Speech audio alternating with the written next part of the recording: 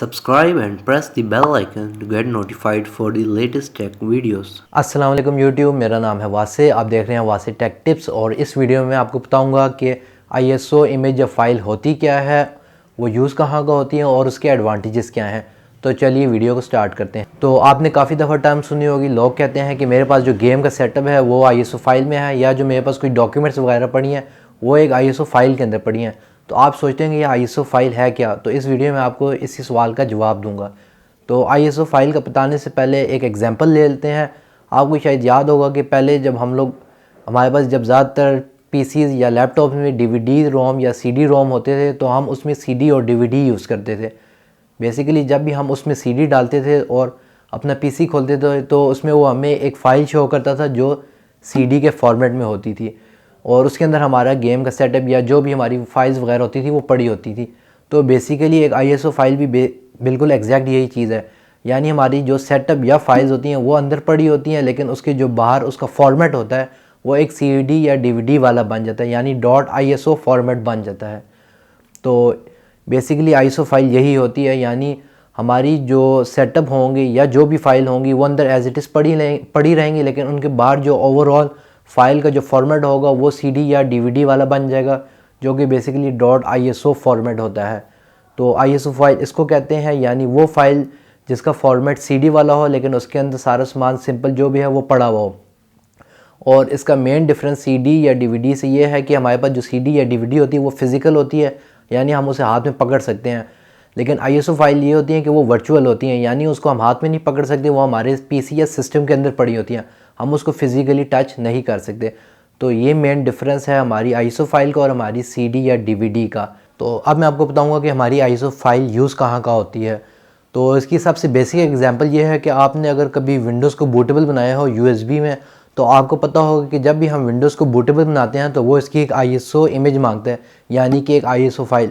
तो हमारी ISO file जो है बेसिकली विंडोज़ का जो सेटअप है वो पहले एक आईएसओ फाइल में कन्वर्ट होता है और उसके बाद हमारी बूटेबल यूएसबी में जाता है, जिससे हम अपनी विंडोज़ को अपने पीसी में डाल सकते हैं। इसके अलावा आपने देखोगे कि आजकल ज़्यादातर जितनी भी गेम्स आ रही हैं जो आप नेट से डाउनलोड करते हैं, जो बड़ी बड़ी गेम्स होती हैं वो आईएसओ फॉर्मेट में होती हैं। उसकी वजह यही है ताकि आप उसको आराम से डाउनलोड करें और उसका सेटअप आईएसओ फाइल में हो, यानी एक सीडी डीवीडी इमेज के फॉर्मेट में हो, ताकि आपको इंस्टॉलेशन करने में आसानी हो। आपने बस राइट क्लिक करना हो और उसको इंस्टॉल करना हो। तो जब आपके पास एक आईएसओ फाइल आपके सिस्टम में आ जाती है तो आपका सिस्टम उसको रिकग्नाइज़ नहीं करता, क्योंकि उसके लिए आपको पहले एक सॉफ्टवेयर चाहिए होता है। तो जो आईएसओ का सॉफ्टवेयर मैं यूज़ करता हूँ उसका नाम है अल्ट्रा आईएसओ। इसके अलावा और भी बहुत सारे सॉफ्टवेयर हैं नेट पे, आप कोई से भी यूज़ कर सकते हैं।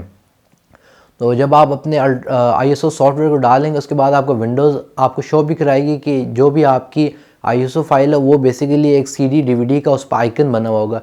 उससे आपको आराम से पता लग जाएगा कि ये एक आईएसओ फाइल ही है। तो आईएसओ में हमारे पास तीन चीज़ें होती हैं। एक हमारे पास होती है माउंट, एक होती है हमारे पास बर्न और एक होती है हमारे पास एक्सट्रैक्ट। माउंट का मतलब ये है कि जब भी आपने अपनी आईएसओ फाइल से कोई भी डाटा लेना है, आपने सबसे पहले उससे अपने पीसी में माउंट करना होगा।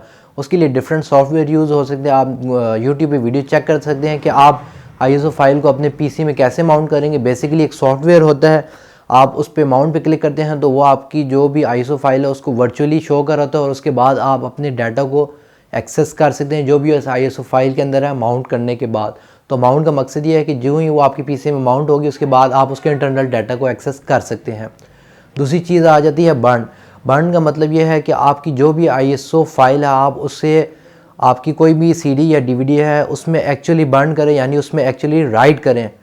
मिसाल तौर पर अगर डीवीडी राइटर वगैरह है, आपने उसमें कुछ भी राइट करना है, बेसिकली एक डीवीडी की फ़ाइल ही कह दें राइट करनी है, तो आप सबसे पहले अपनी आईएसओ फाइल लेंगे और उस पर उस टूल के थ्रू ही आप उसको बर्न कर देंगे उस डीवीडी फाइल में। तो इससे ये होगा कि आईएसओ फाइल आपके पास सॉफ्ट कॉपी में है, लेकिन जो ही वो डीवीडी में बर्न हो जाएगी, यानी कि डीवीडी पे राइट हो जाएगी, तो उसके बाद वो एक हार्ड कॉपी बन जाएगी जिसको आप फिज़िकली टच कर पाएंगे। और आखिरी चीज़ आ जाता है एक्सट्रैक्ट। और अगर मिसाल तौर पर आप माउंट के थ्रू जो है आप इंटरनल डाटा को एक्सेस नहीं करना चाहते तो आप एक्सट्रैक्ट भी कर सकते हैं डाटा को। इसके लिए आप कोई भी आर्काइविंग सॉफ्टवेयर यूज़ कर सकते हैं, जैसे कि WinRAR, 7-zip एक्सेट्रा। आप आईएसओ फाइल को उसमें खोलेंगे और उसमें आपको सारी जितना भी डाटा उसके अंदर शो होगा आप उस पर राइट क्लिक करेंगे और एक्सट्रैक्ट कर लेंगे। ये चीज़ अच्छी नहीं, क्योंकि इसको आप पहले एक्सट्रैक्ट करने में टाइम लगता है, फिर इंस्टॉलेशन में माउंट का तरीका आसान है कि माउंट करने में वो 2-3 सेकंड लगाता है, माउंट होगा, आप आराम से अंदर का डाटा एक्सेस करेंगे और आप अपना काम आराम से कर सकते हैं। और इसके एडवांटेजेस अब क्या है, इसके एडवांटेजेस यही हैं कि आपके पास आपकी गेम्स का ISO फाइल फॉर्मेट पड़ा होता है जिससे आप इजी इंस्टॉल कर सकते हैं गेम्स को। इसके अलावा अगर आपने DVD वगैरह में ISO फाइल्स को बर्न करना है वो भी आराम से हो जाएगा। इसके अलावा आपने सिर्फ डाटा एक्सेस करना, आप नहीं चाहते कि उसको एक्सट्रैक्ट करें फिर एक्सेस करें, तो उसके लिए भी ISO फाइल वेरी यूज़फुल होती हैं। और अगर आप विंडोज़ में विंडोज़ को बूटेबल बनाना चाहते हैं तो तब भी आपकी ISO फाइल लाजमी यूज़ होती है। तो दोस्तों इस वीडियो में मैंने आपको यही बताना था कि आपकी ISO इमेज या फाइल होती क्या है, उसको आप यूज़ कहाँ कर सकते हैं और उसके एडवांटेजेस क्या हैं। अगर आपको ये वीडियो पसंद आई हो तो लाइक करें, शेयर करें। अगर आपने मेरे चैनल को अभी तक सब्सक्राइब नहीं किया तो उसे भी कर दें। और अगर आपके पास इस वीडियो के रिलेटेड कोई भी क्वेश्चन है तो नीचे कमेंट सेक्शन में लिख दें।